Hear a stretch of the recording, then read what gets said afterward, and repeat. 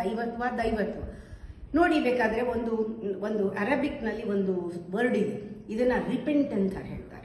Repentance ಅಂತ. ತುಂಬಾ ಜನ ರಿಪೆಂಟ್ ಅಂದ್ರೆ ನಾವು ಪಶ್ಚಾತ್ತಾಪ ಪಡೋದು ಅಥವಾ ಅಪರಾಧಿ ಭಾವನೆ ಬಂದ್ರೆ ಅದನ್ನ ಹೋಗ್ಲಾಡಿಸ್ಕೊಳಕ್ಕೆ ನಾವು ಇದು ಮಾಡೋದು ಅಂತ ಅನ್ಕೊಂಡಿದ್ದಾರೆ. ರಿಪೆಂಟ್ ಅನ್ನೋದು ಅದಲ್ಲ, ರಿಗ್ರೆಟ್ಸ್ ಅಲ್ಲ. ರಿಪೆಂಟ್ ಅನ್ನೋ ಪದನ ನಾವು ಸರಿಯಾಗಿ ಆ ಮೀನಿಂಗ್ ನೋಡಿದ್ರೆ ಹಿಂತಿರುಗಿ ನೋಡು ಅಂತ. ಒಮ್ಮೆ ಹಿಂತಿರುಗಿ ನೋಡು ಮೀನ್ಸ್ ರಿಪೆಂಟ್ ಅಂತ. ಏನ್ ಹಾಗಂದ್ರೆ ನಾವೇನ್ ಮಾಡಿದೀವಿ ರಾತ್ರಿ ಮಲಗುವಾಗ ನಮ್ಮ ಪ್ರಾರ್ಥನೆ ಏನು? ಒಂದ್ಸತಿ ತಿರುಗಿ ನೋಡುವಾಗ ಎಷ್ಟೋ ನೀನ್ ಎಚ್ಚರ ಇಲ್ಲದೆ ಮಾಡಿರ್ತೀಯ. ಅದಕ್ಕೆ ನೀನ್ ಪಶ್ಚಾತ್ತಾಪ ಪಡ್ಬೇಕಾಗಿಲ್ಲ, ನೀನು ಗೊತ್ತಾದ್ರೆ ಸಾಕು. ನೀ ಎಲ್ಲಾನು ಬಹಳ ಚೆನ್ನಾಗಿ ಕರುಣೆಯಿಂದ, ಕಂಪ್ಯಾಷನ್ ಇಂದ ಮಾಡಿರ್ತೀಯ, ಅನುಕಂಪದಿಂದ ಮಾಡಿರ್ತೀಯ. ಆವಾಗ್ಲೂ ನೀನೇನ್ ಹೆಮ್ಮೆ ಪಡ್ಬೇಕಾಗಿಲ್ಲ, ದೀನನಾಗಿಲ್ಲದೆ ಇದ್ರೆ ಬೇಜಾರು ಪಡ್ಬೇಕಾಗಿಲ್ಲ. ಹಿಂತಿರುಗಿ ನೋಡೋದು ಬಹಳ ಮುಖ್ಯ. ಆ ಹಿಂತಿರುಗಿ ನೋಡುವಾಗ ಸಾಕ್ಷೀಭೂತವಾಗಿ ಹಿಂತಿರುಗಿ ನೋಡಿದ್ರೆ ನಾವು ನಮ್ಮ ಅನುಸಂಧಾನ ಏನಿದೆ ಅಂದ್ರೆ ನಾವು ಏನೇನ ಅವಲೋಕಿಸ್ತಾ ಇದ್ದೀವಿ ಎಲ್ಲವನ್ನೂ ಕೂಡ ಹಿಂತಿರುಗಿ ನೋಡಿದಾಗ ಅವಲೋಕನ ನಮ್ಮ ಅನುಷ್ಠಾನಕ್ಕೆ ಸಹಾಯ ಆಗುತ್ತೆ. ಅಂದ್ರೆ ನಮ್ಮ ಇಂಟ್ರಾಸ್ಪೆಕ್ಷನ್ ನಾವು ಮಾಡೋದು ನಮ್ಮ ಇಂಪ್ಲಿಮೆಂಟೇಷನ್ಗೆ ಸಹಾಯ ಆಗಬೇಕು. ಆ ರೀತಿ ಮಾಡಬೇಕು. ಒಂದು ಜ್ಞಾಪಕ ಇಟ್ಕೊಳ್ಳಿ, ಸೋಲೋ ಗೆಲುವು ಜೀವನದಲ್ಲಿ. ಆಗ ನಮಗೆ ಆ ಇಂಟ್ರಾಸ್ಪೆಕ್ಷನ್ ಇಂದ, ಆ ಇಂಪ್ಲಿಮೆಂಟೇಷನ್ ಮಾಡುವಂತಹ ಇಂಟ್ರಾಸ್ಪೆಕ್ಷನ್ ಇಂದ ಹಿಂತಿರುಗಿ ನೋಡೋದ್ರಿಂದ ಆ ರಿಪೆಂಟೆನ್ಸ್ ಇಂದ ಸಹನೆ ಬರುತ್ತೆ. ಸಹನೆ ಬಹಳ ಮುಖ್ಯ. ಸಹನೆ ಅದರಲ್ಲೂ ಕೂಡ ಈ ಯಾತ್ರೆಗೆ ನಾವು ಗಮನಿಸ್ಕೊಳ್ಳೋ ಯಾತ್ರೆ ಇದೆಯಲ್ಲ, ಒಳಗಡೆ ಹೋಗೋ ಸ್ಪಿರಿಚುವಲ್ ಜರ್ನಿ, ಇದಕ್ಕೆ ಸಹನೆ, ಪೇಷನ್ಸ್ ಅಂಡ್ ಪರ್ಸಿವರೆನ್ಸ್ ಬಹಳ ಮುಖ್ಯ. ಯಾವಾಗ ಅದು ಇರುತ್ತೆ, ನಾವು ಜಾಗೃತಿ ಆದಾಗ, ನಮ್ಮಲ್ಲಿ ಎಚ್ಚರ ಇದ್ದಾಗ ಸಹನೆ ಅನ್ನೋದು ತಾನೇ ಇರುತ್ತೆ. ಯಾವಾಗ ನಾವು ಸಾಕ್ಷೀಭೂತರಾಗಿರ್ತೀವಿ ಅಥವಾ ಬೋಧಿಪೂರ್ಣರಾಗಿರ್ತೀವಿ ಅಂದ್ರೆ ಪ್ರಾರ್ಥನೆಯಲ್ಲಿ ಮುಳುಗಿರ್ತೀವಿ, ಅಂದ್ರೆ ಮೆಡಿಟೇಟಿವ್ ಸ್ಟೇಟ್ ಅಲ್ಲಿ ಇರ್ತೀವಿ, ಆವಾಗ ಸ್ವಯಂ ನಮಗೆ ಭರವಸೆ ಇರುತ್ತೆ.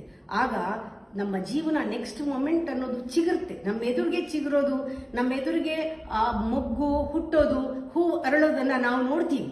ನಮ್ಮ ಜೀವನ ನಾವೇ ಅರಳ್ತಾ ಇರೋದನ್ನ ನಾವು ನೋಡ್ತೀವಿ. ಒಂದು ನಮ್ಗೆ ನೆನಪಿರ್ಬೇಕಾಗಿರೋದು, ನಾವು ಈ ಭೂಮಿ ಮೇಲೆ ಇದೇ ಫಸ್ಟ್ ಟೈಮ್ ಬಂದಿಲ್ಲ.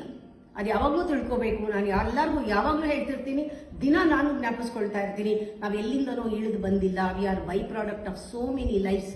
ಇದು ಯಾವುದೋ ಒಂದು ಜನ್ಮ ಬೇಕಾದಷ್ಟು ಜನ್ಮಗಳು ತಗೊಂಡಿದೀವಿ. ಈಗ ಯಾವುದೋ ಒಂದು ಕರ್ಮದ ಮೇಲೆ ಈ ಜನ್ಮ ತಗೊಂಡಿದೀವಿ, ಈ ಆಕೃತಿ ಬಂದಿದೆ. ಈ ತರ ಮುಂದೆ ಭವಿಷ್ಯದಲ್ಲೂ ಕೂಡ ಎಷ್ಟೋ ಆಕೃತಿಗಳು ಬರುತ್ತೆ. ಅದರಿಂದ ನಾವು ಅವಸರ ಪಡೋದು ಬೇಕಿಲ್ಲ. ಅವಸರ ಪಟ್ರೆ ಕೆಲಸ ಹಾಳಾಗತ್ತೆ.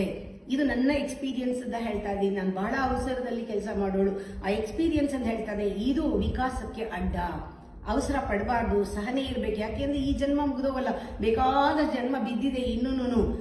ಆದ್ರೆ ವೇಸ್ಟ್ ಮಾಡಬಾರ್ದು ಈ ಜನ್ಮನ. ಇದನ್ನ ಅವಕಾಶ ಆಗಲಿ, ಟೈಮ್, ಎನರ್ಜಿ, ಆಪರ್ಚುನಿಟಿ ಜ್ಞಾಪಕ ಇಟ್ಕೊಳ್ಳಿ.